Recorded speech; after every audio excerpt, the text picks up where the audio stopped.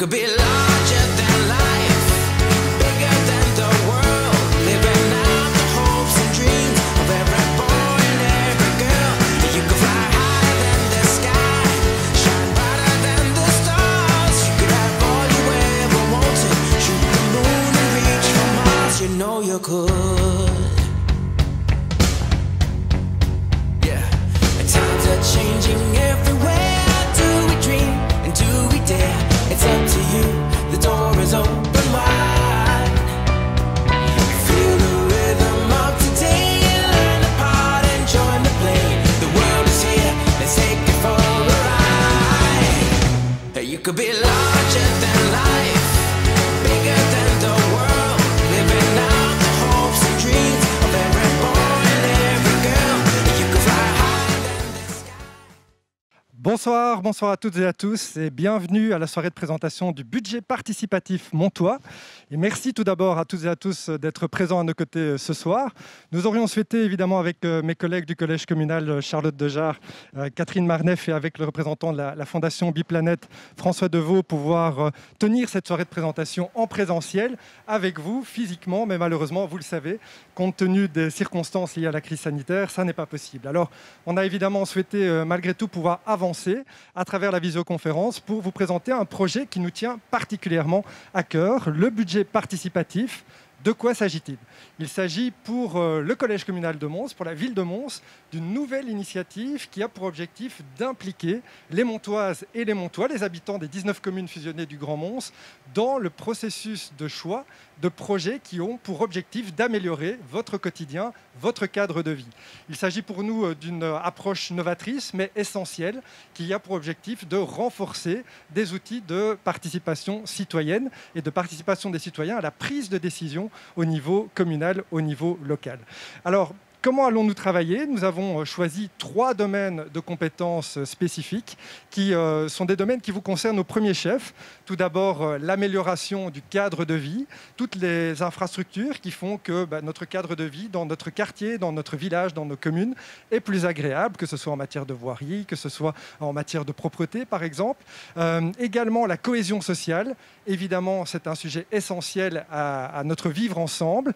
Et aussi un troisième domaine qui nous tient évidemment à cœur et qui est un enjeu de société majeur, à savoir la transition écologique pour faire en sorte d'adopter des gestes et des projets qui sauvegardent le plus possible le devenir de notre planète. Et donc vous aurez l'occasion, à travers de ce budget participatif, d'imaginer des projets, de les soumettre, de les déposer dans le cadre d'un processus qui va vous être expliqué dans un instant, mais aussi potentiellement d'être des acteurs du processus de sélection, soit en participant au jury, tel que Charlotte va vous l'expliquer dans un instant, soit tout simplement en votant comme simple citoyen pour soutenir ou encourager tel ou tel projet qui sera soutenu éventuellement ou déposé par d'autres citoyens dans le cadre du processus qui vous est présenté ce soir.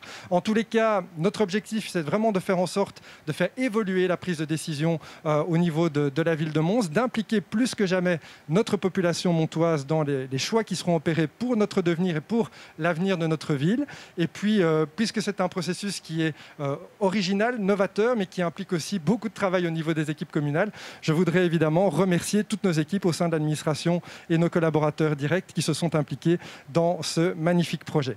Voilà, je ne serai pas plus long et je passe d'ores et déjà la parole à Charlotte pour vous expliquer les éléments du règlement. Merci à toutes et à tous. Merci Nicolas et surtout merci à vous d'être là derrière vos écrans pour participer au lancement du budget participatif montois. Alors le budget participatif c'est quoi ? C'est prendre une partie du budget de la ville, 135 000 € ici, et le dédier au projet que vous allez porter, au projet que vous allez proposer pour améliorer vos quartiers, pour améliorer Mons et ses 19 communes. La finalité de ce budget participatif, c'est évidemment les projets en eux-mêmes, mais c'est aussi la façon dont ces projets vont émerger, être choisis et être réalisés. Ils vont émerger des discussions que vous allez avoir avec vos voisins, avec vos amis, avec vos collègues. Et donc, on aura là déjà une participation des Montois et des Montoises. Puis, ils vont être choisis par les citoyens de 2 façons. Les Montois pourront voter pour leur projet préféré, mais le jury sera en partie aussi constitué de citoyens tirés au sort. Mais la participation, elle va aussi être dans la façon dont les projets vont être réalisés, puisqu'on va vraiment avoir une attention toute particulière pour que les projets qui sont choisis puissent vraiment être participatifs au sein des quartiers. Donc vraiment, le budget participatif, c'est par les Montois, pour les Montois, choisi pour les Montois. Au niveau des personnes qui peuvent participer, notre objectif, c'est vraiment d'inclure un maximum de Montois et de Montoises dans la démarche. On appelle vraiment à la participation de tous les habitants. Vous êtes tous invités à partager vos idées pour un mieux vivre ensemble. On va s'adresser aussi bien à ceux qui, parmi vous, ont l'habitude de s'exprimer, de donner leur avis ou leurs souhaits au sein du monde associatif, dans les comités de quartier. Mais on a aussi envie d'aller vers ceux qui n'ont jamais entrepris ce type de démarche, qui ne savent peut-être pas comment s'y prendre, mais qui ont des idées et vraiment l'envie de les réaliser. Et vous n'êtes pas seul pour créer ce projet. Vraiment, si vous avez des idées et envie de les réaliser, on va vous accompagner. Les services de la ville vont vous aider. Le facilitateur Biplanète, Monsieur Deveau, qui est à côté de moi, va être là aussi pour vous appuyer, pour construire avec vous, si vous en avez besoin, si vous en avez envie, et pour vous accompagner entre aujourd'hui, date de lancement du projet, et le 20 juin, date de clôture du dépôt des projets. On le voit depuis un an, pendant cette crise Covid, nos rues, nos quartiers, nos villages, c'est devenu finalement l'extension de nos foyers. On a envie de s'y sentir bien, dans un environnement agréable, et on a eu l'occasion de réfléchir à des façons de s'y sentir encore mieux. Vous avez certainement une vision de ce que pourrait être ce cadre de vie idéal, et c'est pour ça que le champ d'action du budget participatif est très large, de façon à laisser libre cours à votre imagination et à vos envies. Il n'y a pas de mauvais projet, vraiment, sentez-vous libre de des projets, tant qu'ils sont dans l'intérêt des Montois. Tous les projets sont bienvenus, du plus modeste à celui avec beaucoup d'envergure, du projet coûteux, du projet gratuit. Vraiment, ouvrez-vous, laissez libre cours à votre imagination et rentrez un maximum de projets. La période difficile Covid que nous vivons depuis plus d'un an nous pousse finalement à réinventer le monde d'après. On a dû réinventer notre lien social les uns avec les autres. On a vécu plus que jamais dans nos quartiers. On n'a jamais été aussi présent chez nous, en fait. Et puis, on s'est aussi investi de plus en plus dans notre rapport à la nature. Et je pense que ce projet participatif, on aurait voulu le lancer il y a un an et on n'a pas pu le faire, mais finalement, il arrive à point parce qu'il nous permet vraiment de se projeter dans ce monde d'après que nous espérons pour notre quartier. C'est une première édition sous cette forme-ci. Elle est vraiment d'une grande importance. On a besoin de vous, de votre motivation pour que ce budget participatif soit un succès et pour que notre ville se transforme vers ce que vous voulez. Et vraiment, je vous invite à laisser libre cours à votre imagination. Je vais maintenant passer la parole à Catherine Marnet, féchine de la transition écologique, pour nous expliquer en quoi tous ces projets vont finalement mener notre ville sur la route de la transition écologique et solidaire. Bonsoir à tous. Je vous remercie à mon tour d'être présent ce soir pour le lancement de cet appel à projet. Si vous êtes là avec nous, c'est certainement parce que vous souhaitez vous investir ou soutenir des actions concrètes, proches de chez vous, en faveur d'un mode de vie plus durable. Que vous soyez simple citoyen soucieux du vivre ensemble ou alors déjà engagé dans une dynamique participative, par exemple autour d'une maison de quartier, d'une commission consultative, ou également autour du plan communal de développement de la nature qui me tient très à cœur, ou alors de façon plus générale dans le monde associatif, cet appel, il est vraiment fait pour vous. Alors, il a été conçu comme un budget participatif 2.0. Vous pourrez vous y investir de différentes manières. Il a été conçu pour flécher des investissements communaux en fonction de vos demandes, des demandes citoyennes, mais aussi comme un outil qui vise à développer et accélérer des initiatives en faveur du climat, de la transition écologique, du développement durable et du vivre ensemble. Notre volonté, c'est vraiment d'instaurer une dynamique de partenariat et de mettre en réseau l'ensemble des acteurs, la commune, les citoyens et aussi les ambassadeurs du projet. Il s'agit d'une démarche collaborative entre les différentes parties prenantes, entre la ville, qui apporte des moyens, des autorisations quand elles sont nécessaires, de l'expertise, de l'appui technique et éventuellement logistique. Les citoyens, associations coopératives, elles apportent leurs idées, leurs envies, leurs passions en faveur de cette transition. Ils apportent également leur expérience et éventuellement leurs moyens. Ils peuvent s'investir en déposant un projet, en participant également à leur sélection, on l'a déjà dit, par le vote citoyen, ou en les finançant par un mécanisme de crowdfunding. Alors, Pour mettre en place cette démarche novatrice, la ville de Mons est accompagnée par la fondation Biplanet et son concept qui est Proximity. Alors, Biplanet, elle agit comme facilitateur entre les différents acteurs pour mettre en place ce budget participatif, mais aussi pour mobiliser mécénat et bénévolat, pour fédérer et pérenniser les projets sur du long terme. Cette approche Proximity, elle est en train de se développer dans d'autres villes, comme Charleroi, Namur, Louvain-la-Neuve, Andenne, mais également à Bruxelles, notamment dans la commune d'Ixelles, et en Flandre, à Roeselare. Il y a donc déjà d'autres projets qui sont à différents stades de développement en Belgique. Alors, l'ensemble des projets construits à l'échelle locale, mais également à l'échelle wallonne, constitueront ainsi un écosystème d'initiatives plus ou moins autonomes, mais en réseau. Alors, Mons s'inscrit, donc, comme vous pouvez le constater, dans une dynamique collective pour favoriser une vraie émulation, une inspiration avec les autres projets belges pour pouvoir dupliquer, co-créer, partager les initiatives qui fonctionnent. Nous reviendrons plus tard dans la soirée sur des exemples inspirants qui vous donneront peut-être des idées. Mais je ne doute pas que vous aurez de votre côté beaucoup de créativité et de belles idées qui contribueront à cette constellation Proximity. Je rends maintenant la parole à Nicolas qui va vous expliquer plus en détail le déroulement de cette soirée. Merci Catherine. Alors effectivement, on a essayé d'organiser cette soirée de manière assez dynamique et efficace pour répondre à vos questions et pour les anticiper. Et donc on va commencer tout d'abord avec Charlotte et Catherine pour vous expliquer le règlement qui a été adopté par le collège et le conseil communal pour que vous sachiez comment est-ce que nous allons fonctionner dans le cadre de ce budget participatif. Et évidemment, François de la Fondation Biplanet complétera l'ensemble de ces informations. Ensuite, on aura l'occasion de vous montrer quelques exemples concrets de ce qui a déjà pu être fait, comme le disait Catherine il y a un instant, dans d'autres villes qui ont avancé de manière pilote avec ce concept de budget participatif, et notamment 2 cas très concrets à Charleroi et à Andenne. Et puis enfin, on terminera avec ce qui sera l'essentiel pour nous, c'est-à-dire l'échange avec vous à travers une séance de questions-réponses où on pourra répondre directement, le mieux possible on l'espère, à l'ensemble des questions que vous pourrez nous poser. On vous expliquera bien entendu tout à l'heure de quelle manière vous y prendre. Voilà, en tout cas on vous souhaite une belle soirée et on espère que vous pourrez être séduits par ce processus et en devenir très rapidement des acteurs très investis.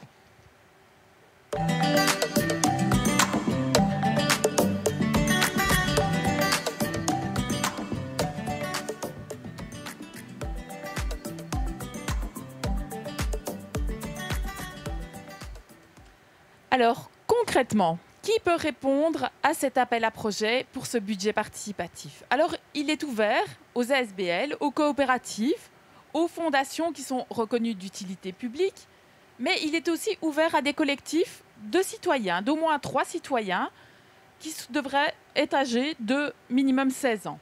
Donc si vous êtes un petit groupe de 3 citoyens, vous pouvez participer. Il vous suffira de vous déclarer association de fait à l'aide d'un petit formulaire que vous retrouverez sur le site du budget participatif. Alors le lien, donc, c'est budgetparticipatifmons.be. Si vous êtes mineur et que vous souhaitez participer donc à cette belle aventure, vous devez vous faire représenter par une personne majeure. Alors, au niveau des critères de recevabilité proprement dit, il y en a un certain nombre. Bon, je ne vais pas rentrer dans le détail, mais je vais en citer quelques-uns.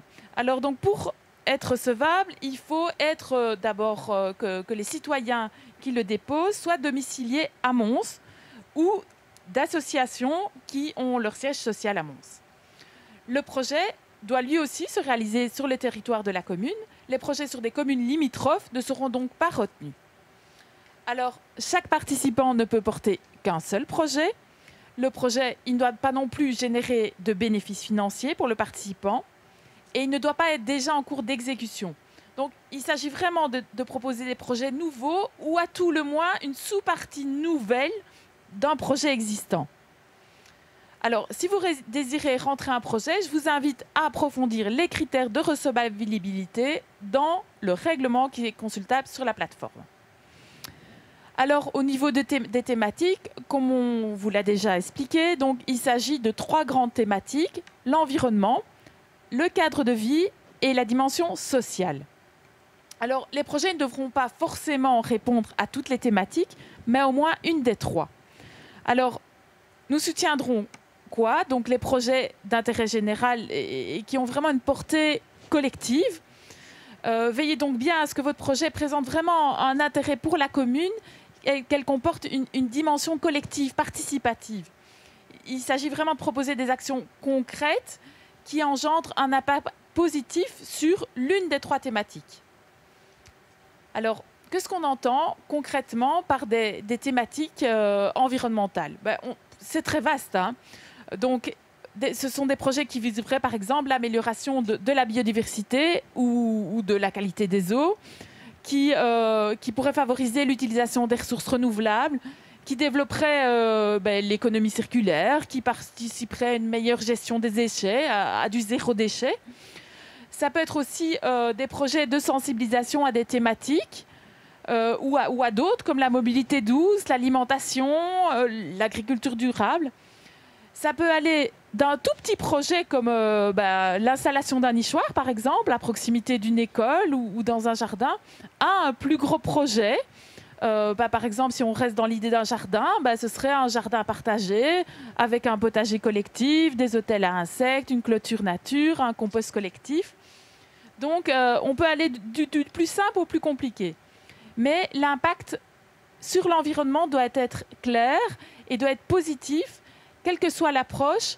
Ils sont tout à fait éligibles, que ce soit du petit au plus gros projet. Alors, au niveau du cadre de vie, donc la deuxième thématique, le but, c'est de rendre les quartiers plus agréables pour les habitants. On attend donc pour cette thématique des projets qui vraiment amélioreraient, embelliraient les quartiers ou les villages et qui conduiraient, qui soient plus confortables, plus agréables pour les habitants.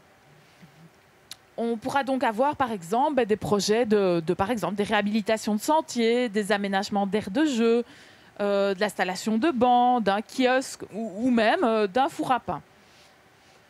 Pour la dernière thématique, il s'agit de projets qui doivent avoir des impacts positifs pour la dimension sociale. On attend des projets qui favorisent vraiment le lien entre les citoyens de la ville de Mons, pour permettre, par exemple, de diminuer les inégalités sociales, qui apporteraient vraiment une valeur ajoutée pour un public précarisé ou qui renforcerait les liens dans les quartiers, dans la communauté. Alors, on peut penser, par exemple, à des guinguettes ou à la mise en place d'ateliers pour les aînés, par exemple en matière d'informatique. Ça peut être également l'organisation de rencontres sportives qui seraient, par exemple, intergénérationnelles. Ça peut être aussi la création d'une cantine solidaire. Ça peut être vraiment très varié et nous vous invitons vraiment à être créatifs pour l'ensemble de ces thématiques. Alors, pour l'ensemble de ces sujets, le budget participatif peut vous aider à lancer un nouveau projet ou, comme je l'ai dit déjà précédemment, soutenir un sous-projet nouveau dans une structure qui existe déjà. Alors, pour ces premières, en termes de budget, donc pour cette première édition, Charlotte l'a déjà expliqué, nous avons un budget total de 135 000 €. Alors, dans cette enveloppe globale, on peut prévoir des petits projets, des petits projets de moins de 5 000 €, comme par exemple le nichoir que j'expliquais tout à l'heure, ou des projets plus importants de plus de 5 000 €. Mais j'insiste vraiment, il faut vraiment se décomplexer en tant que simple citoyen par rapport à cette candidature et ne pas hésiter à déposer un projet de quelques centaines d'euros. À l'inverse, évidemment, n'hésitez pas non plus à rentrer un gros projet qui pourrait être fédérateur et demander un budget plus conséquent.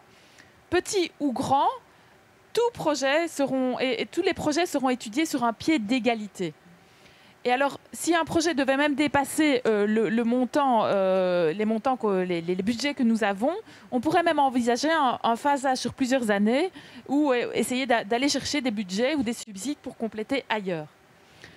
Alors, pour certains projets, il n'y a peut-être même pas de budget à proprement parler, mais simplement besoin d'un accompagnement de la part de la ville sans soutien financier. Ces projets seraient bien entendu également recevables. Alors, au-delà de cet aspect budgétaire, plusieurs formes de soutien de notre part pourront être envisagées. D'une part, il y a les projets qui pourront être vraiment construits, on va appeler ça main dans la main, avec les services de la ville et notre facilitateur Biplanète. Ils vous permettront donc de bénéficier de moyens humains, soit via la main-d'œuvre communale, soit par l'intermédiaire d'un marché public qui sera lancé par la ville. Alors, d'autre part, ça peut être aussi des projets qui soient développés par vous-même. Et c'est des projets vraiment où vous mettez la main à la pâte. Et c'est quand vous souhaitez construire un projet de A à Z. Et alors, dans ce cas-là, vous pourriez bénéficier d'une subvention pour le mener à bien. Alors, des séances de préparation à la rédaction de votre projet vous permettront de cerner la solution la plus adéquate entre ces deux propositions. Nous y reviendrons plus tard. Alors, le règlement du budget participatif détaille les différents aspects liés aussi à la sélection des projets. Et pour vous l'expliquer, je vais laisser la parole à ma collègue, Charlotte. Merci, parce que là, vous avez vu, vous avez plein d'idées. Vous dites, je vais rentrer des projets, mais qu'est-ce qu'ils vont faire avec tous ces projets? Comment ils vont les sélectionner? Il y aura évidemment un premier filtre. Catherine l'a déjà dit, on va déjà revoir si vous rentrez dans les critères de recevabilité qu'on a expliqué un peu plus tôt. Et puis ensuite, on va avoir 2 étapes qui vont nous permettre de sélectionner les projets, qui vont vous permettre en fait de sélectionner les projets. Une première étape qui est l'analyse de la faisabilité par nos services et une seconde étape qui est réellement la sélection des projets par un jury et par un vote citoyen. Au niveau de l'analyse de la faisabilité, entre le mois de juin et le mois de septembre, à un moment où vous avez déposé vos projets, les services de la ville ils vont examiner si vos projets sont faisables techniquement, juridiquement et financièrement. Par exemple, ils vont analyser si techniquement vous avez envie de créer un puits, si c'est faisable à cet endroit-là. Ou ils vont regarder si juridiquement vous pouvez faire votre potager collectif sur ce terrain-là, voir s'il appartient bien à la ville, s'il appartient à un privé. Et donc, ils vont vraiment regarder chaque chose, analyser techniquement si c'est faisable techniquement, juridiquement et financièrement. Ils vont aussi évaluer le coût réel du projet. Vous aurez déjà mis une évaluation du projet dans votre dossier de candidature et vous aurez évidemment de l'aide pour le faire, mais on va réévaluer le coût réel du projet et ensuite, on va déterminer la nature de la contribution de la ville. Mais cette étude de faisabilité, ce n'est pas un stop ou encore, en fait. Si nécessaire, les services de l'administration vont vraiment échanger avec vous. Je reprends l'exemple du jardin partagé. Vous avez mis en œuvre tout un projet en impliquant des voisins de votre quartier, mais la parcelle que vous avez citée, elle n'est pas dans le domaine communal. Mais justement, on a une parcelle juste à côté qui nous appartient. Dans ce cas-là, on fait un échange et on voit si on va réaiguiller vos projets pour qu'ils soient réellement faisables. Donc évidemment, on ne va pas mentir, il y aura une partie des projets qui ne seront pas faisables et qui donc ne passeront pas cette rampe-là. Mais vraiment, on n'est pas dans un stop ou encore. On va travailler au mieux avec vous pour les rendre faisables dans cette analyse. Et donc, on va se retrouver avec toute une série de projets et il faudra les sélectionner pour remplir finalement l'enveloppe des 135 000 €. Et donc, on va le faire par 2 moyens. Le vote citoyen, digital et papier, j'y reviendrai plus tard, et puis le jury. Alors, le jury, on l'a voulu neutre. Il n'y a pas de personne du collège, il n'y a pas de représentant politique qui est, c'était important pour nous. Le président sera quelqu'un qui a une expérience en matière de gestion de projets collectifs. On aura 3 experts, un sur chacune des thématiques, et alors on aura 5 citoyens et citoyennes tirés au sort. On va faire un appel à candidature. Tous les citoyens qui n'auront pas rentré de projet, évidemment, pourront se porter candidats à être membres du jury. Le conseil consultatif des jeunes les tirera au sort, et donc on aura comme ça un jury constitué de 8 personnes où la majorité seront des Montois tirés au sort. Alors ce jury va s'appuyer évidemment sur toute une série de critères. Les critères qu'on a déjà cités, donc l'amélioration du cadre de vie d'un quartier ou d'un village, l'impact environnemental, la contribution au renforcement de la cohésion sociale. Et puis ils vont ainsi analyser en quoi le projet va avoir une dimension collective et participative une fois qu'il sera implanté. En quoi le projet est évidemment solide. Et puis ils vont aussi analyser la pérennité du projet. Est-ce que c'est un projet one shot, un soir, ou est-ce que c'est un projet qui va durer dans le temps? Ils vont aussi regarder la réplicabilité du projet. Est-ce que ce projet sympa pour tel quartier, on pourrait le prendre et le remettre aussi dans d'autres quartiers et donc finalement faire des petits. Donc ce seront les différents critères du jury. Sur cette base-là, ils vont coter l'ensemble des projets entre 0 et 50 points. Tous les projets qui auront été soumis au jury seront soumis au vote citoyen. Donc il n'y a pas d'abord le jury qui garde quelques projets et puis le vote citoyen, c'est les points du jury plus les points du vote citoyen. Donc tous les projets qui auront passé le cap de la faisabilité seront soumis au vote citoyen. Donc pendant 3 semaines, on aura sur la plateforme numérique la possibilité d'un vote digital et évidemment un vote papier à l'accueil de l'hôtel de ville pour les personnes qui ont plus de difficultés avec le numérique. Chaque citoyen pourra donner un seul vote par projet, mais vous pouvez voter pour plusieurs projets. Il y a 2 projets vraiment qui vous tiennent à cœur, et vous donnez une voix à chacun. La sélection finale, donc comme je l'ai dit, elle va se faire avec les points du jury, entre 0 et 50 points, et en fonction des votes, il y aura une pondération pour faire entre 0 et 50 points. Et donc on aura une classification de l'ensemble des projets. Et on va essayer, dans cette classification, de prendre un maximum de projets pour entrer dans les 135 000 €. Donc le planning, dès ce soir, vous avez jusqu'au 20 juin pour déposer vos projets et vous aurez un accompagnement qui va vous être expliqué juste maintenant. De juillet à septembre, nos services planchent sur vos projets, ils les analysent, il y a peut-être des échanges qui se font pour réaiguiller. Et en octobre, le vote et la sélection du jury.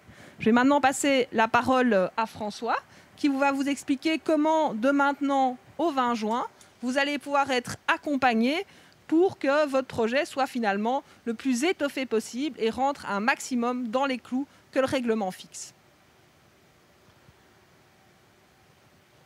Voilà, tout à fait. Alors pour cette partie importante de l'accompagnement, parce qu'on se rend bien compte qu'ici on vous donne beaucoup d'informations et que vous seriez sans doute heureux de pouvoir être accompagné dans cette étape de réflexion par rapport à votre projet. Et donc, une manière de vous accompagner, c'est à travers l'organisation de ces 2 soirées pour vous aider d'abord à penser votre projet. C'est important de prendre le temps de se projeter dans le monde de demain, de vraiment imaginer nos quartiers de demain. C'est une première étape importante qu'on vous proposera lors de cette première soirée d'accompagnement. Et ensuite, une fois que vous avez pu faire un rêve peut-être collectif et que vous avez en tête un projet à réaliser, on vous aidera également à voir comment rédiger votre dossier de candidature. Donc ces 2 soirées auront lieu, la première le 17 mai et la seconde le 7 juin à 19 h. Et vous pouvez d'ores et déjà vous inscrire sur la plateforme budgetparticipatifmons.be. L'accompagnement qui vous est proposé dans le cadre de ce budget participatif ne s'arrête pas à ces 2 soirées d'accompagnement. Donc la fondation Biplanet que je représente ici, une fondation qui a été créée par les 3 fédérations environnementales pour soutenir les dynamiques citoyennes. Et on a la chance d'accompagner plusieurs communes qui sont vraiment à la recherche de développer des nouveaux modes pour soutenir les dynamiques citoyennes. Et donc dans le cadre de ce budget participatif, on sera vraiment disponible tout au long du projet, dans cette étape de rédaction de l'appel à projet, mais également dans la phase d'analyse de faisabilité, la phase de vote, et également pour la phase de la mise en œuvre des projets. On sera là en accompagnement du processus. Vous pouvez nous joindre via l'email info@budgetparticipatifmons.be et au numéro de téléphone qui s'affiche ici.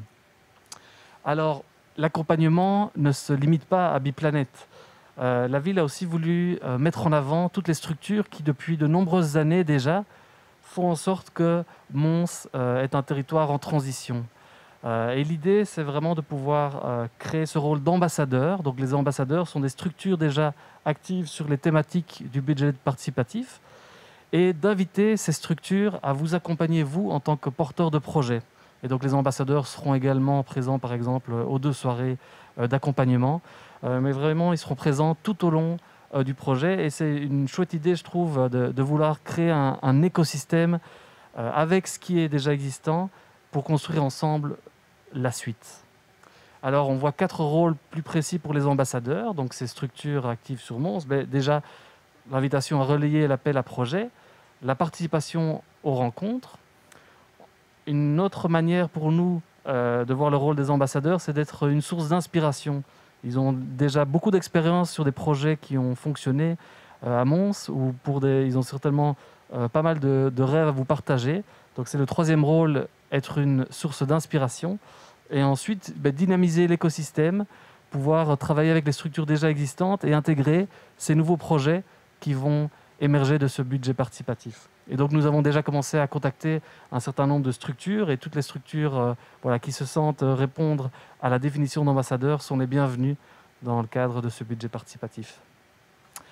Alors, on a mis en place une plateforme, on l'a déjà dit plusieurs fois, l'URL budgetparticipatifmons.be.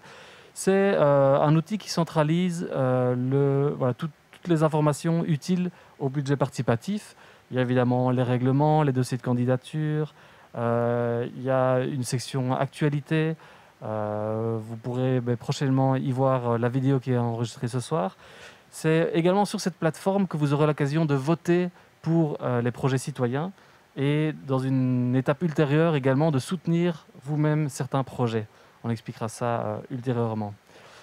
Voilà pour la plateforme digitale. On met également en place un forum virtuel. On sait qu'en cette période de Covid, ce n'est pas toujours évident pour l'instant en tout cas de se rencontrer. Et on a voulu mettre en place un espace pour vous permettre de dialoguer entre vous, entre potentiels porteurs et porteuses de projets, mais également dialoguer avec nous au sein de Biplanète et dialoguer avec les ambassadeurs et les services de la ville. Donc vous avez l'URL ici, forum.budgetparticipatifmons.be, et vous verrez que vous avez aussi vous-même l'occasion de créer des groupes, des sous-forums, on va appeler ça, et on a déjà vu des porteurs de projets utiliser cet outil pour s'organiser eux-mêmes dans la création et dans la rédaction de leur dossier de candidature. Alors les 3 dates importantes à ne pas oublier, on va insister là-dessus ce soir, c'est le 17 mai, le 7 juin à 19 h pour les soirées d'accompagnement, et le 20 juin qui est la dernière journée durant laquelle vous pouvez nous remettre votre dossier de candidature, on l'a dit, soit de façon numérique, mais il y a également la possibilité de remettre un dossier papier. C'est important, je pense, de donner accès à tout le monde pour ce budget participatif. Voilà, des informations de contact. On a déjà mentionné l'URL, l'email et le numéro de téléphone également que vous pouvez composer pour poser votre question. Alors, on va passer maintenant à une autre étape importante, je pense, de la soirée, c'est l'envie de vous présenter des projets inspirants. Comme on l'a dit en début de cette présentation, il y a déjà d'autres villes qui sont actives dans cette dynamique proximity. Et ici, on a choisi de retenir 4 projets qui se déroulent à Andenne et Charleroi. Ce sont des projets contrastés qui vous montrent peut-être différentes facettes, différentes manières d'investir ce budget participatif. Et pour les nommer, donc il s'agit du projet BeSafe, du projet Germinaction, du projet Label Marcinelle et du projet Du Vert en Ville. Ce sont des citoyens comme vous qui les ont lancés il y a peu.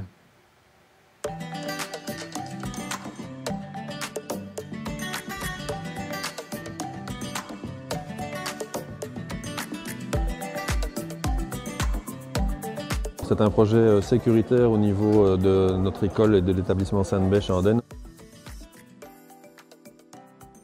On avait un amassement au niveau des entrées et sorties d'école qui risquait et pouvait causer éventuellement des accidents.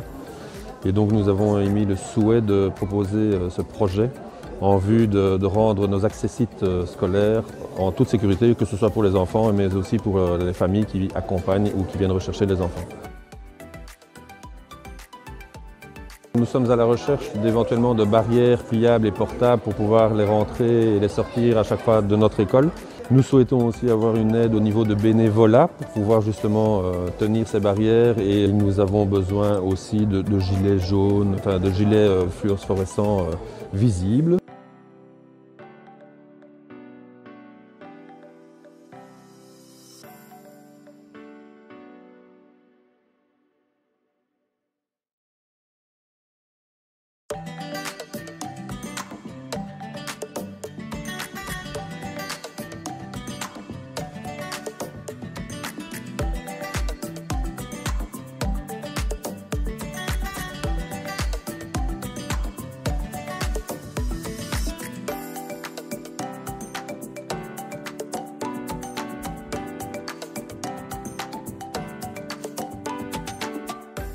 D'abord l'alimentation durable, c'est la transition intérieure, c'est tout ce qui est éco-geste, tendre vers le zéro déchet, c'est l'économie locale aussi, et c'est surtout la biodiversité.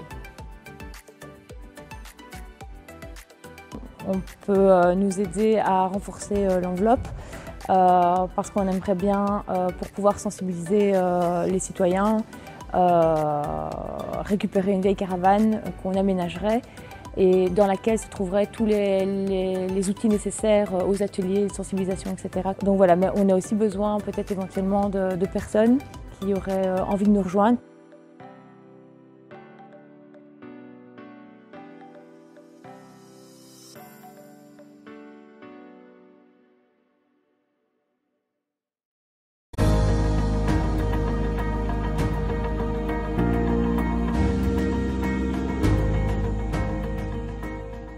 Composite, ce sont des espaces de travail partagés, dédiés à la création sous toutes ses formes.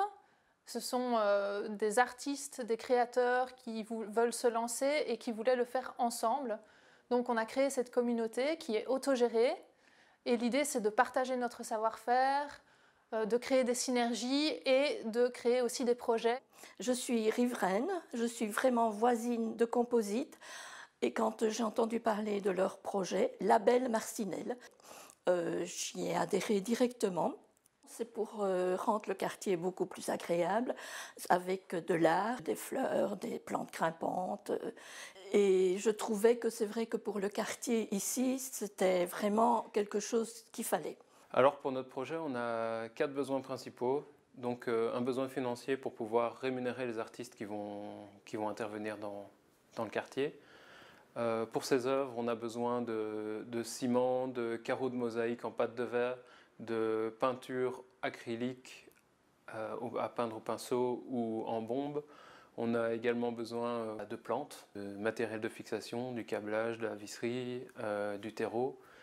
Et enfin, pour le projet de manière globale, pour tout ce qui est chantier participatif de la nourriture, des boissons, des choses comme ça, des tonnelles à prêter, une camionnette à prêter pour transporter le matériel. Que les gens nous suivent et rejoignent le projet des habitants.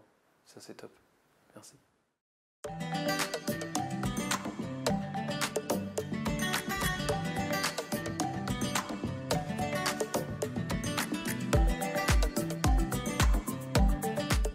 En une phrase, végétalisation du quartier du Perron pour un petit poumon vert dans le centre-ville. On avait envie d'amener de la convivialité dans le quartier pour que les habitants puissent se réapproprier leur quartier et qu'ils se trouvent dans un environnement qui est quand même plus agréable que des façades peut-être un peu défraîchies. Donc voilà, l'idée c'est d'apporter de la convivialité dans le quartier. On espère que voilà, plus tard, les habitants vont adhérer au projet et qu'ils s'investiront plus avant dans la végétalisation de leur façade.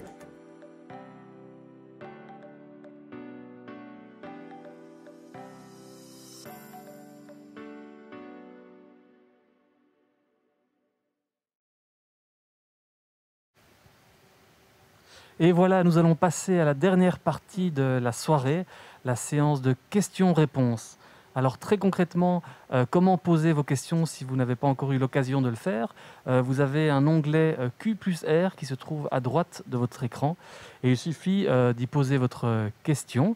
Ensuite, on a une équipe de collaborateurs et collaboratrices qui vont analyser vos questions, qui vont les trier, peut-être en fusionner certaines pour vraiment mettre en avant également d'autres aspects que nous n'aurions pas encore pu couvrir en ce début de soirée.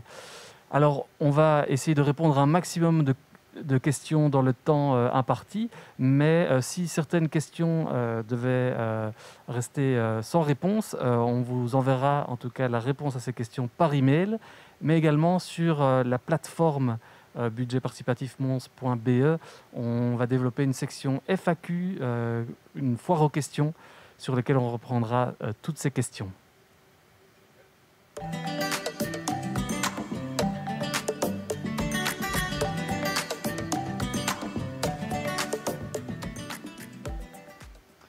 Voilà, alors on découvre la première question. Par quel biais déposer un projet et pour quand? Alors je me tourne vers Catherine peut-être. Oui, avec plaisir. On a déjà expliqué un petit peu les étapes en cours de soirée. N'hésitez pas d'ailleurs à re-regarder la vidéo. Donc, si vous nous suivez en direct, vous pourrez revoir la vidéo pour bien avoir toutes les informations. Mais donc, on doit déposer le projet il y a 2 mois maintenant, donc pour le 20 juin. Sur la forme, donc, le dossier de candidature, il est téléchargeable sur le site de la ville ainsi que sur la plateforme budget participatif mons.be. Super, merci. Deuxième question. Nous sommes 2 étudiantes non domiciliées à Mons. Comment procéder? Nous avons pourtant lancé une initiative étudiante sur le territoire. Et donc là, comme vous l'avez vu dans le règlement, c'est important qu'il y ait des citoyens domiciliés à Mons dans votre collectif. Et puisqu'on voit que c'est un projet étudiant, ça pourrait être l'occasion de vous associer avec d'autres citoyens qui, eux, résideraient sur le territoire de Mons pour ensemble créer un collectif. Je vais peut-être continuer à lire la question qui est fort intéressante. Donc, c'est une chouette initiative étudiante de développement durable à l'aide d'étudiants précaires au sein de l'université en collaboration avec des acteurs externes. Et donc, oui, je crois vraiment que là, il n'y aura pas de souci pour vraiment rendre cette dynamique participative et collective. Oui, tout à fait. Je pense qu'on peut, évidemment, on ne connaît pas le projet, donc n'hésitez pas à participer aux soirées de présentation, mais soit dans les ASBL qui sont en train de collaborer avec vous, soit d'autres étudiants, je pense qu'on arrivera à rentrer dans les clous du règlement. Donc, soit d'autres étudiants qui sont domiciliés à Mons, soit dans les ASBL avec lesquels vous collaborez, qui ont leur siège social à Mons. Je pense que tout ça peut trouver une solution. N'hésitez pas alors à participer à la première soirée où on pourra alors peut-être approfondir plus en détail. Voilà, et notamment, c'est vrai qu'à cette soirée participeront également les ambassadeurs qui sont des super relais pour vous accompagner dans la constitution de ce groupe porteur de projet. Alors, on va passer à la question suivante. Peut-on se faire aiguiller en avant-phase, avant soumission du projet, afin de prévalider la faisabilité des projets? L'idée de ces 2 soirées, c'est non seulement de vous aider à imaginer et à rédiger le projet, mais également, on va également avoir la chance d'avoir des personnes travaillant dans les différents services communaux pour également vous donner un avis par rapport à la faisabilité. C'est vrai que ce n'est pas toujours évident en tant que citoyen de comprendre ce qui peut se faire en termes d'infrastructure. Et donc là, on sera, entre autres, lors de ces 2 soirées, accompagnés par les services communaux pour vous aider dans cette première pré-étude de faisabilité, comme on pourrait l'appeler. Voilà, on va passer à la question suivante. Peut-on proposer un projet et voter aussi? Alors, tout à fait. Pour le vote citoyen est vraiment ouvert à toutes et à tous. Par contre, on a mentionné que pour participer au jury, là, on demandait que les citoyens souhaitant participer au jury n'aient pas remis de projet. Alors, une question pour Nicolas. Combien de projets peut-on déposer ? Alors donc l'objectif c'est vraiment que vous déposiez un projet par collectif, donc soit si vous êtes 3 citoyens et que vous constituez en association de fait, avec une petite déclaration de constitution en association qui est téléchargeable et que vous pouvez nous transmettre, soit évidemment si vous êtes déjà constitué en ASBL ou en fondation, vous pouvez évidemment aussi déposer votre projet via la plateforme. On sait qu'il y a beaucoup d'associations actives sur le territoire, on sait aussi qu'on a beaucoup de citoyens pleins d'imagination et plein de créativité. L'objectif est bien entendu que vous puissiez, chacune et chacun d'entre vous, vous impliquer dans le processus. Mais comme on a pour objectif final qu'il y ait une dimension collective et d'intérêt général au projet, on a souhaité vraiment qu'on puisse faire en sorte qu'il y ait des rassemblements de citoyens avec 3 personnes, ce qui ne doit généralement pas être trop difficile, mais qui doit vous permettre de créer une dynamique autour de vous. Donc voilà, c'est l'objectif, un projet par collectif, que vous soyez citoyen ou association. Alors, une question pour Charlotte. Si plusieurs projets identiques ou similaires sont déposés, est-il prévu de mettre les personnes en contact pour développer un projet commun ? Oui, tout à fait. Donc, il y aura finalement 3 moments où ça pourra se faire. Le premier moment, ce sera lors de la première soirée de travail. Le second moment, lors de la seconde soirée de travail. Et si finalement vous avez déposé votre projet sans participer aux soirées d'accompagnement, ce qui est tout à fait possible, et qu'un autre collectif l'a fait aussi, au moment de l'étude de faisabilité, alors on prendra le temps pour essayer de vous mettre ensemble et finalement de faire en sorte que vous puissiez proposer un projet commun et voir finalement ce projet aboutir. Donc il y a vraiment deux moments pour le faire, aux soirées de participation, mais attention, ce n'est pas obligatoire et de toute façon au moment de l'étude de faisabilité, donc entre le 20 juin et la mi-septembre, on pourra alors, si on voit vraiment que 2 projets sont les mêmes, mettre ensemble les Montois qui ont envie de porter ces projets. Merci. Alors, question concernant une personne qui travaille dans une école. Il travaille comme éducateur et il est citoyen montois. Et il voudrait savoir s'il peut faire participer des élèves à ce projet. Qui souhaite répondre à cette question? Avec plaisir, François. Tout à fait, il est tout à fait possible de travailler, par exemple, avec des associations de parents ou alors regrouper, comme on l'a dit, en association de fête. Et pour faire appliquer les élèves proprement dit, vous, adultes, allez les représenter. Maintenant, si ce sont des jeunes de plus de 16 ans, eux-mêmes pourront participer à la rédaction de leur projet et être un des 3 citoyens, par exemple, si c'est dans le cas d'une association de fête. Donc, effectivement, nous vous encourageons à porter des projets via des écoles, des projets de sensibilisation, des projets de potager collectif. Les idées ne manquent pas, on vous y encourage tout à fait. Merci Catherine. Question suivante, est-ce que des infrastructures sportives dans un quartier sont éligibles? Oui, tout à fait. Donc, je pense même que ça répond à 2 critères. Une infrastructure sportive dans un quartier, ça améliore le cadre de vie. C'est un de nos critères. Et ça améliore finalement aussi la cohésion sociale. On sait qu'il y a des discussions qui s'amorcent, qu'on peut se retrouver entre amis pour faire du sport. Donc, c'est tout à fait éligible. Et c'est vrai que ce genre d'infrastructure constitue aussi une belle opportunité de rajouter d'autres dimensions au projet. Quelque part, on voit parfois des projets justement d'infrastructures sportives qui sont un prétexte pour lancer d'autres dynamiques de rencontres entre citoyens, peut-être des dynamiques intergénérationnelles. Et donc, c'est vrai que ce sont des chouettes projets. Alors, on va regarder la question suivante. Pourrais-je réaliser un projet sur un terrain communal ou un terrain privé? Est-ce que quelqu'un souhaite répondre à cette question? Oui, je vais répondre. Effectivement, donc c'est tout à fait possible sur un terrain communal ou un terrain public d'une manière générale.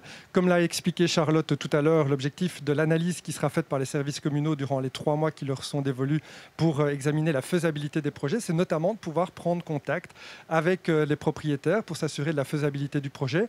Quant à savoir si un projet peut se dérouler sur un terrain privé, pour autant qu'on dispose de l'accord du propriétaire, ça doit bien entendu pouvoir se faire. Et donc, je pense que l'idéal, c'est vraiment de pouvoir s'assurer préalablement au dépôt de votre projet que vous avez un accord potentiel du propriétaire s'il est privé ou que potentiellement ce terrain n'est pas réservé à un projet à venir de la part de la ville et que c'est un terrain qui peut être disponible. Mais bien entendu, on veillera à maximiser les chances de réalisation des projets indépendamment des questions de propriété foncière. Merci. Question suivante, liée aux caractéristiques du territoire montois. En termes de vote pour les différents projets, compte tenu du nombre d'habitants radicalement différents d'une commune à l'autre, y aura-t-il une pondération par commune, par village? La réponse est non. Il n'y a pas de système de pondération lié à l'origine de la personne qui vote. Par contre, ce qu'on remarque dans beaucoup de villes, c'est que ce moment de vote est une chouette occasion de créer du lien en fait dans un village ou dans un quartier. On a vu pas mal de porteurs de projets parler de leurs projets, se tourner vers leurs voisins et leurs voisines pour stimuler les voisins et les encourager à voter. Et donc il y a certainement beaucoup de projets qui seront réalisés dans des projets aux alentours, dans les villages autour de Mons, qui seront retenus, ça c'est certain, et qui auront du succès au niveau du vote. Peut-être un mot complémentaire par rapport à ça, on en discutait avec Charlotte et Catherine tout à l'heure. On sera évidemment attentif, sans interférer dans la procédure de sélection des projets, à ce qu'il puisse y avoir un équilibre territorial. Et donc, on essaiera évidemment d'observer la dynamique qui prendra place dans l'ensemble des villages pour faire en sorte qu'on puisse, in fine, avoir des projets qui se répartissent dans l'ensemble des 19 communes du Grand Mons, ou en tout cas de pouvoir faire en sorte de créer cette dynamique pour les années à venir. Donc, bien entendu, l'objectif n'est pas de tout concentrer dans la même commune, mais je pense que des exemples qui ont été observés dans les autres villes, c'est un problème qui ne se posait pas jusqu'à présent en tout cas. Tout à fait. Question suivante. Excellente question. Qui peut voter pour les projets ? Mais donc, tous les citoyens montois domiciliés à Mons de plus de 16 ans pourront voter pour les projets qui seront proposés par les Montois. Merci. Question suivante. Peut-on se rémunérer dans le cadre d'un projet ? Et oui, si c'est une personne qui en effet a déjà un projet, mais qui souhaite profiter du budget participatif pour rémunérer une partie de ses activités, qui souhaite répondre à cette question ? Moi, je peux. Donc, l'idée, c'est que le porteur de projet ne sera pas rémunéré. Il ne s'agit pas de créer son emploi ici, mais si pour le projet, on a besoin d'un professionnel extérieur. Je vais penser par exemple à une grue pour aménager l'infrastructure sportive dont on parlait tout à l'heure. Ça doit être détaillé dans le descriptif du projet, du dossier de candidature, et ça permettra de budgétiser votre projet. Mais vous-même, en tant que porteur de projet, vous ne serez pas rémunéré. Mais évidemment, si vous devez engager des personnes pour mettre en œuvre le projet, ceux-ci seront rémunérés tant que ça fasse partie évidemment du descriptif budgétaire de votre projet. Merci. On va passer à la question suivante. Je pense qu'on a déjà répondu à cette question. On va attendre de découvrir la question suivante. Voilà, je participe déjà à un projet dans le cadre du PCDN. Puis-je rentrer un projet pour compléter celui qui est en cours ? Évidemment, de toute façon, n'hésitez jamais à déposer un projet. Nous allons les analyser de toute façon en profondeur et flécher en termes de budget la meilleure manière de pouvoir y répondre. Donc, à un moment donné, lors de l'analyse par les services communaux de la faisabilité, nous pouvons tout à fait nous rendre compte que votre projet rentre tout à fait dans l'enveloppe du PCDN. Si, par contre, on voulait faire quelque chose de plus approfondi, de plus ambitieux, eh bien, le budget participatif peut tout à fait être là pour le compléter. Il faudra détailler et essayer de voir la meilleure manière de faire pour essayer d'atteindre votre objectif et de vous accompagner, en tout cas.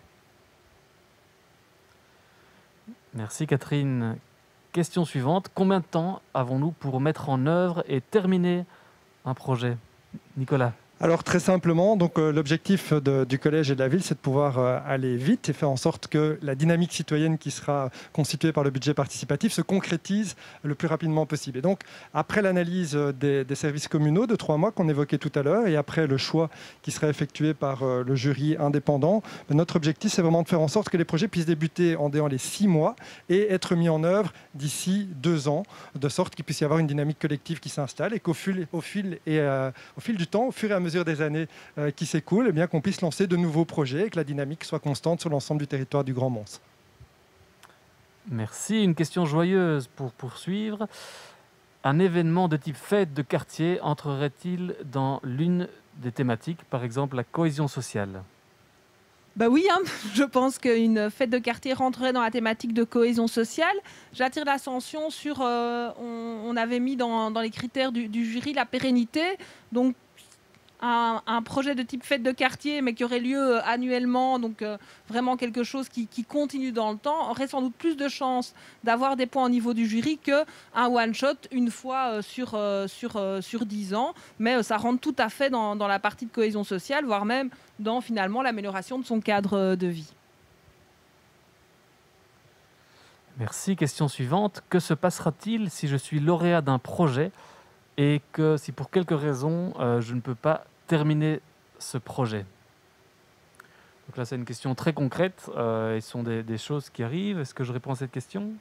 Oui. Alors, les fonds subsidiés non engagés devront être restitués à la ville, c'est-à-dire l'argent que vous aurez reçu mais pas encore dépensé devront être restitués à la ville. Et donc là, c'est important, évidemment, que la ville puisse récupérer cet argent pour, par la suite, soutenir d'autres projets. Question suivante. Quels sont les postes de frais qui peuvent être couverts par le budget?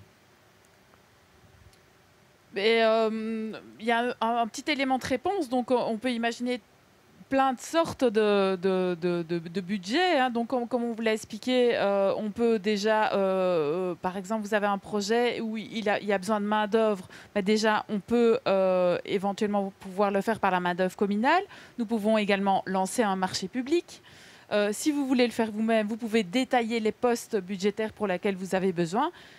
Néanmoins, j'attire votre attention sur l'aspect frais de fonctionnement. Donc, les frais de fonctionnement, les frais inhérents doivent être limités à 5% de l'enveloppe totale. Je ne sais pas si c'était vraiment le sens de la question, mais... Non, mais je pense que c'est une question qui mérite de venir soit par mail avec un peu plus de précision, parce qu'il y a tellement de possibilités de projets, le champ est tellement large que c'est compliqué comme ça d'y répondre, parce qu'on peut avoir en tête une centaine de types de frais. Et donc j'invite la personne qui nous a écrit à soit nous réécrire, soit à participer à une des soirées d'accompagnement pour qu'on puisse aller plus dans le détail. Peut-être par rapport à ces postes de frais, dans notre expérience, on remarque que les collectifs hésitent parfois à accepter qu'ils ont besoin d'être accompagnés ou parfois qu'ils doivent suivre des formations pour apprendre à développer leur collectif. C'est pas facile quand on se met ensemble, qu'on a un beau projet, c'est pas facile de gérer l'argent, de prendre des décisions ensemble. Que se passe-t-il quand le collectif grandit? Et donc ça peut être, c'est des choses qu'on peut aussi voir, exprimer comme besoin de la part des porteurs de projets, dire en fait on aurait besoin d'être formé sur telle thématique ou d'être accompagné dans des choses un peu plus soft, on va dire. Alors, question suivante. Une activité avec les mouvements de jeunesse est-elle éligible? Mais donc, oui, effectivement, on peut envisager qu'une activité portée par un mouvement de jeunesse soit éligible.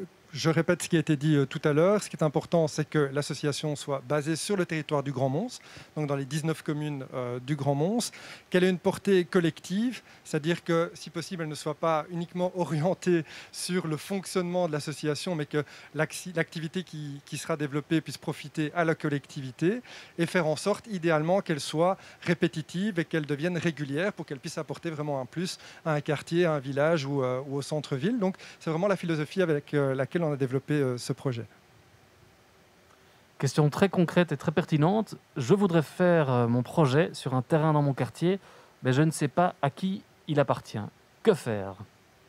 Mais vous pouvez écrire un mail à la ville et on peut vous aider à rechercher à qui appartient ces terrains et à pouvoir contacter le propriétaire tout en respectant évidemment la vie privée de celui-ci. Donc n'hésitez pas.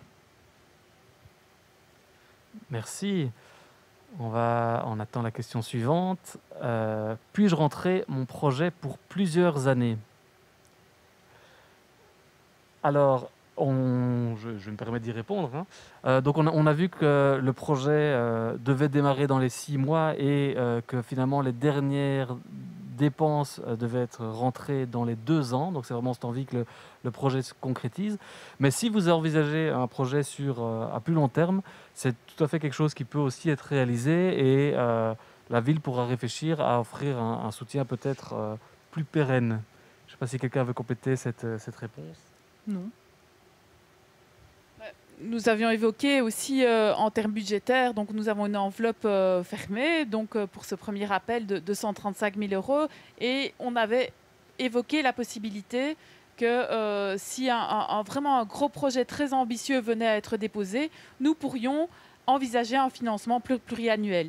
Mais donc, ce serait vraiment dans 1 ou 2 projets. Nous ne pourrions pas accompagner énormément de projets, mais c'est une option. Et donc, effectivement, ce serait une approche sur plusieurs années, alors, dans ce cas-là.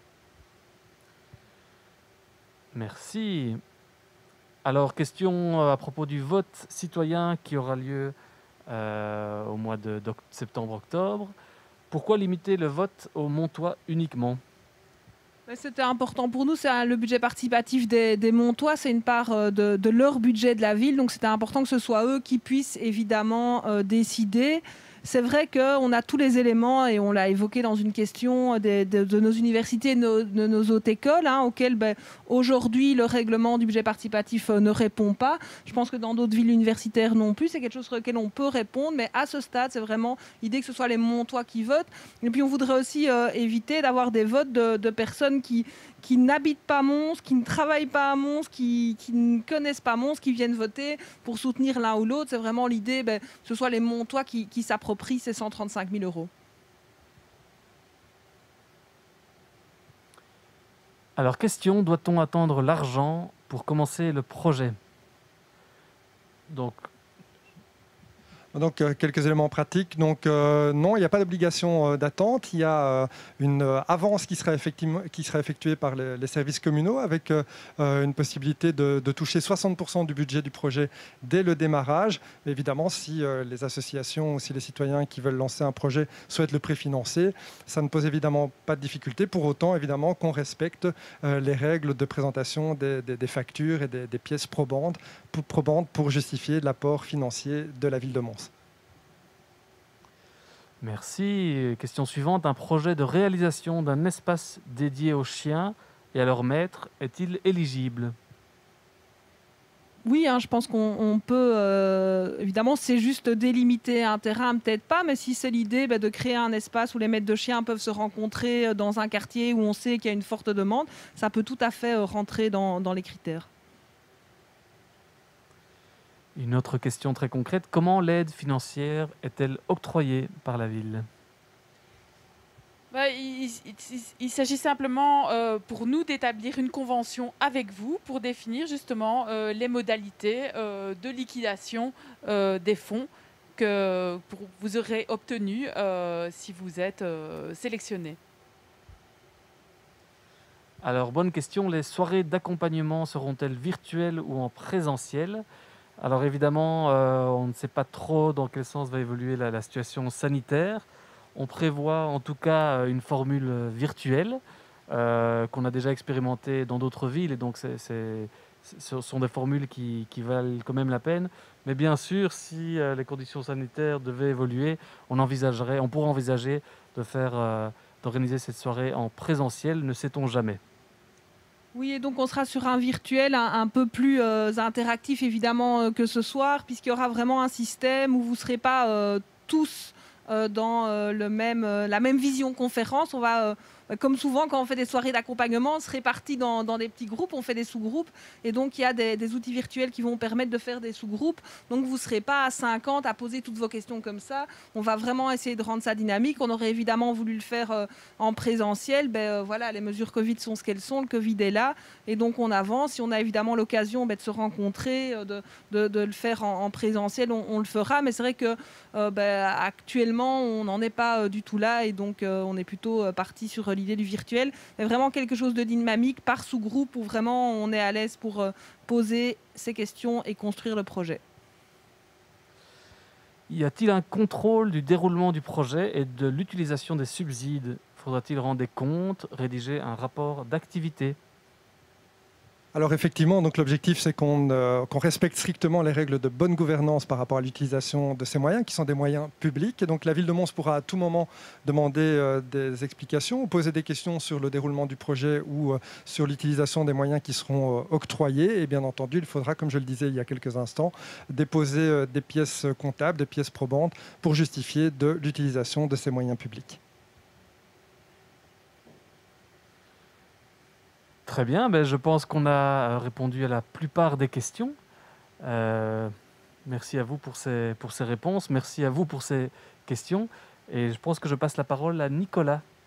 Merci François, merci Charlotte et merci Catherine. Merci à vous, bien entendu, qui avez été nombreux à nous regarder ce soir et qui, j'en suis sûr, continueront à passer le mot durant les prochains jours pour continuer à visionner cette émission et à partager l'information. Chères citoyennes et chers citoyens du Grand Mons, vous l'avez compris, à partir d'aujourd'hui jusqu'au 20 juin, la balle est dans votre camp.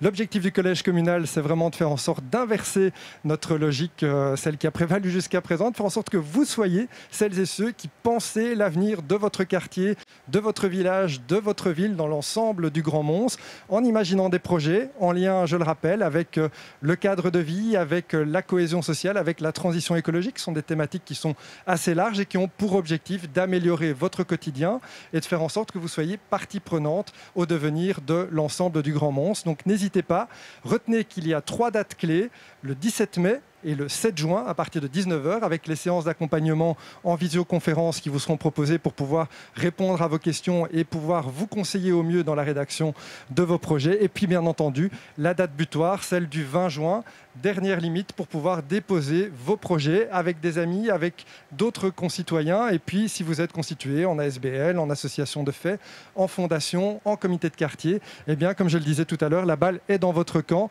N'hésitez pas, c'est une nouvelle dynamique que le collège communal et la ville de Mons souhaitent mettre en place et qui, nous l'espérons en tout cas, pourra grandir d'année en année avec, on l'espère aussi, des moyens complémentaires qui pourront être délivrés pour ce budget participatif s'il s'avère qu'il rencontre un beau succès, ce qu'on espère bien entendu. Voilà, merci pour votre attention à toutes et à tous. On vous souhaite une bonne soirée et pour celles et ceux qui n'ont pas encore mangé, un bon appétit. Merci beaucoup.